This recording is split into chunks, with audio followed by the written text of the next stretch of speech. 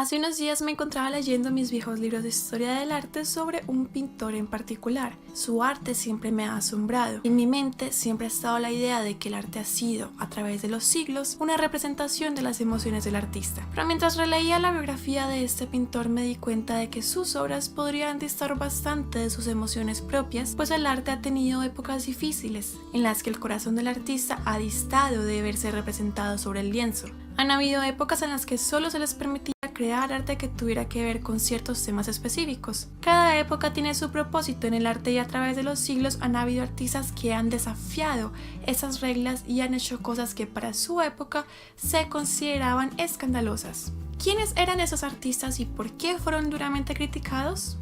El día de hoy vamos a hablar de esos artistas que lograron romper las estrictas reglas de su época y expresaron lo que ellos querían expresar sobre el lienzo. Pero obviamente fueron muy criticados por esto. Así que al final vamos a hacer una pequeña reflexión sobre realmente el arte que ha representado para el artista a través de los siglos. Antes de comenzar les quiero recordar que tengo una cuenta de Instagram, pueden irme a seguir allá. Y además también quiero recordarles que tengo una cuenta sobre historia, cine y psicología que es de mi novio y mía. En esta cuenta van a poder ver los adelantos de los videos que cada uno va a hacer en su canal porque él también tiene un canal. Es una cuenta bastante interesante, si quieren pueden ir a seguirla. Así que hablando de pintores que han sido realmente escandalosos para la historia del arte, vamos a comenzar con uno que realmente me sorprende porque su arte es magnífico para mí. Sin embargo, ha sido un pintor muy criticado no solamente en su época por lo que decidió pintar, sino también por la vida tan escandalosa que tuvo. Este pintor es nada menos que Caravaggio. Entonces, Caravaggio era un pintor italiano que nació en 1561 y murió en 1610. Este tipo es realmente un teso del arte. Bueno, era un teso del arte porque ya está muerto, obviamente. Realmente ha sido bastante admirado por su técnica llamada claroscuro, en la cual jugaba con la luz del ambiente para poder crear pinturas que hoy en día parecen fotografías.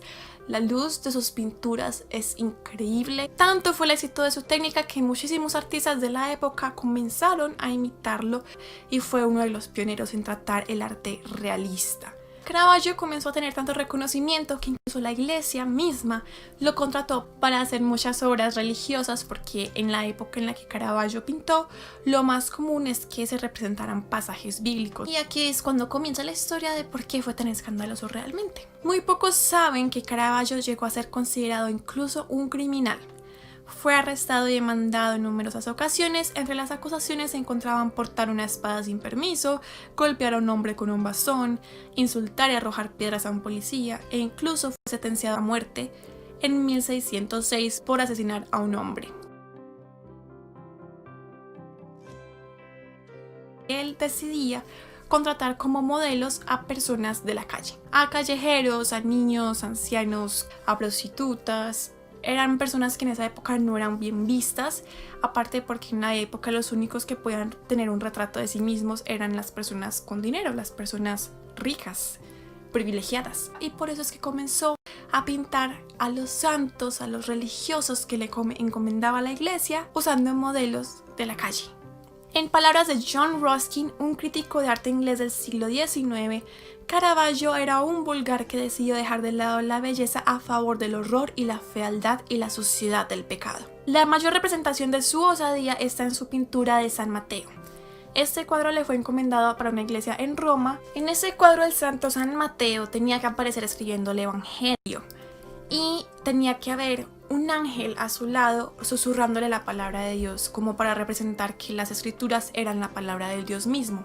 Así que eso hizo Caravaggio, pintó a San Mateo en la escena específica que le pidieron.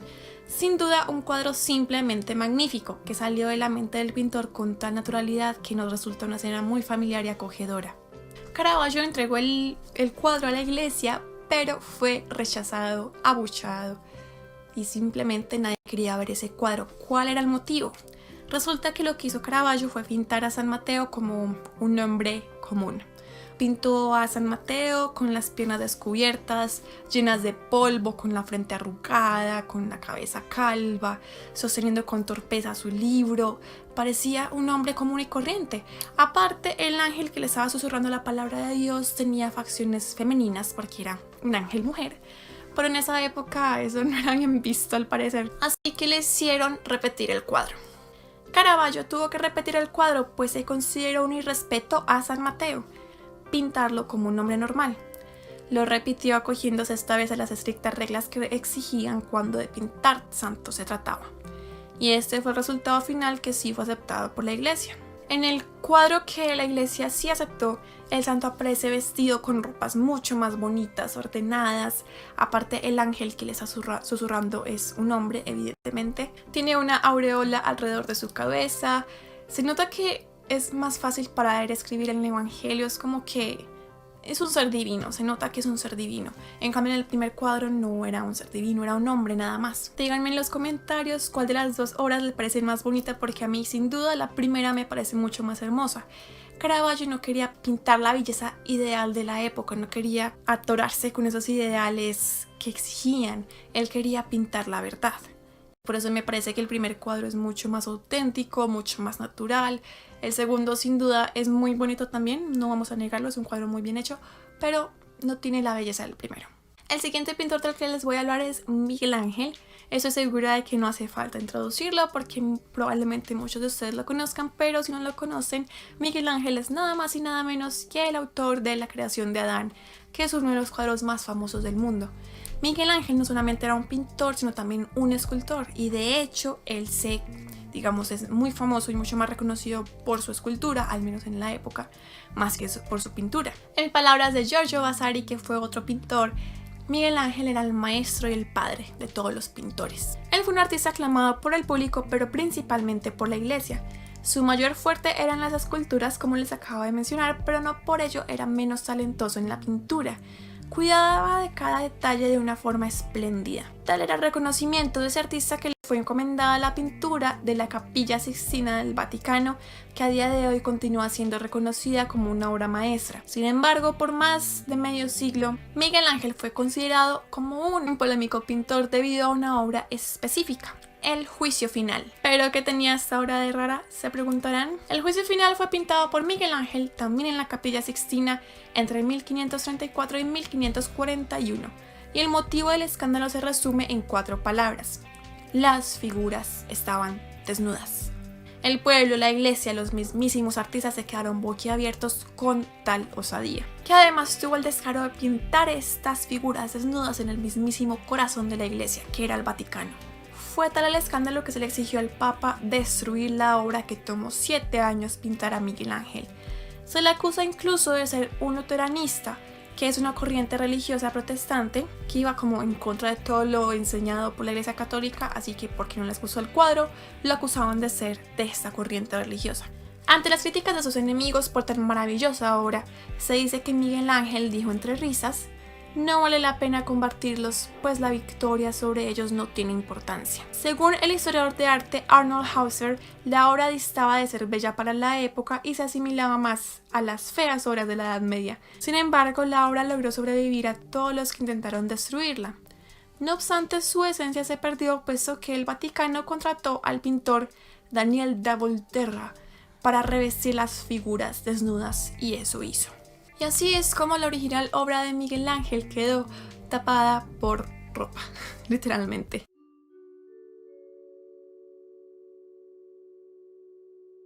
Y por último vamos a hablar de una artista que no es tan antigua como los otros y no es europea, sino que es colombiana, y ella es la pintora Débora Arango, que es paisa, orgullosamente. Débora nació en Medellín en 1907 y murió en 2005, hace 15 años. Es una de las pintoras más reconocidas de mi país, incluso aparece en un billete, pero también fue una de las más polémicas. Débora era una mujer bastante creativa y fue muy polémica por sus pinturas, principalmente porque pintaba desnudos. Ella vivió en una época en la que a las mujeres ni siquiera se les otorgaba un título de bachiller como a los hombres, sino un simple certificado de estudio. Y en la educación de las mujeres en esa época se enfocaba más en las manualidades, la música, a veces la pintura, así que eso fue lo que Débora hizo, dedicarse a la pintura. Desde que estaba en la escuela, Débora demostró gran agilidad con el pincel y decidió dedicarse a la pintura, como les acabo de mencionar. y asistió a la Escuela de Bellas Artes, donde aprendía más técnicas de dibujo, entre ellas acuarelas y sobre todo los retratos. Sin embargo, la exigente academia la aburría bastante y de pronto comenzó a pintar otras cosas no tan comunes: las calles, la ciudad, las personas que no eran consideradas tan bellas, tan prestigiosas. En sus propias palabras, en una entrevista en 1939, anhelaba también crear, combinar. Soñaba con realizar una obra que no estuviese limitada a la inerte exactitud fotográfica de la escuela clásica. Sus obras fueron especialmente polémicas por una razón similar al último juicio de Miguel Ángel, y es que ella pintaba desnudos. Débora tuvo especial inspiración en su maestro Pedro Nel Gómez, y el tipo normalmente también pintaba este tipo de retratos. Ella se convirtió en su alumna y entre todas las demás estudiantes fue la única que se interesó por pintar desnudos. En 1939 ganó un premio de la Sociedad de Amigos del Arte, en la cual competía con otros pintores masculinos. Ganó con su pintura Hermanas de la Caridad, una pintura religiosa. Sin embargo, en ese mismo evento presentó otras dos pinturas que distaban de lo religioso, pues eran pinturas de desnudos: Cantarina de la Rosa y La Amiga. Es aquí cuando ella creó un gran escándalo y los sectores más radicales de la sociedad, más conservadores, comenzaron a tacharla de una artista sin escrúpulos. Los otros pintores que participaron en esos premios en los que ella ganó comenzaron a quejarse bastante porque sentían que habían perdido contra un artista que no era nada profesional. Ante toda la polémica de los escandalosos cuadros que ella pintó, Débora Arango respondió una vez lo siguiente: el arte, como manifestación de cultura, nada tiene que ver con los códigos de moral. El arte no es amoral ni inmoral, sencillamente su órbita no intercepta ningún postulado ético. Tal fue el escándalo que cuando ella presentó su obra llamada Adolescencia en el Museo SEA de Medellín, Monseñor García Benítez estuvo a punto de excomulgarla de la iglesia. Solo por este cuadro. Este hombre la llamó a su despacho y le prohibió rotundamente volver a pintar desnudos. Débora le preguntó si ella había llamado a Pedro Nel Gómez, puesto que él también pintaba desnudos, y este señor se excusó diciendo, se justificó diciendo que él era un hombre y que él sí podía pintar ese tipo de obras. Débora le respondió que no sabía que habían pecados de mujeres y pecados de hombres por separado. Además de esas pinturas, ella también fue muy escandalosa, no solamente por sus desnudos, sino porque pintaba obras de tinte político y protestante. ¿Qué es entonces la llamada libertad artística? Podríamos decir que en cuanto a arte se refiere, hoy en día somos muy afortunados. Un artista de nuestra época puede crear, pintar, esculpir, escribir sobre aquellas cosas que siente o que piensa con mucha más libertad que en épocas de antaño. Es curioso pensar cómo muchas de las grandes obras que vemos de artistas de renombre de siglos pasados tal vez no contengan la esencia verdadera de las emociones del mismo, porque estaban limitados por un encarcelamiento artístico. Si no hubiese sido por artistas como Caravaggio, que mostraba a los santos en una forma más humana, o Miguel Ángel, que desafió a la iglesia con sus desnudos, o Débora, que fue la primera mujer en Colombia que se atrevió a pintar la figura femenina en toda su naturaleza, yendo contra la iglesia y la sociedad machista y radical de la época, ¿dónde estaría nuestro arte ahora? Y eso fue todo por el video de hoy, espero que les haya gustado bastante. La historia del arte es un tema que a mí realmente me apasiona, así que espero que les haya gustado. Obviamente hay muchísimos más pintores que fueron escandalosos para su época, por ende este video solo es la parte 1. Va a haber más. Les voy a estar dejando en la caja de información todas las fuentes que yo usé, principalmente usé 2, que son libros, de hecho: La historia del arte de Gombrich y Maestros de la pintura de Editorial 5. Yo creo que el de Gombrich se puede encontrar fácilmente en internet, pero estos no sé porque estos son bastante viejos, no sé si estarán en internet. Pero si alguien los necesita o los quiere ver, me puede decir y yo los puedo escanear y los puedo subir en un drive. Son libros bastante geniales porque son biografías de los maestros, los grandes maestros de la pintura a través de la historia, los más reconocidos, y tienen su biografía, y aparte en las últimas páginas están muchas de sus obras. No olviden suscribirse, darle me gusta, compartir, y nos vemos en un próximo video.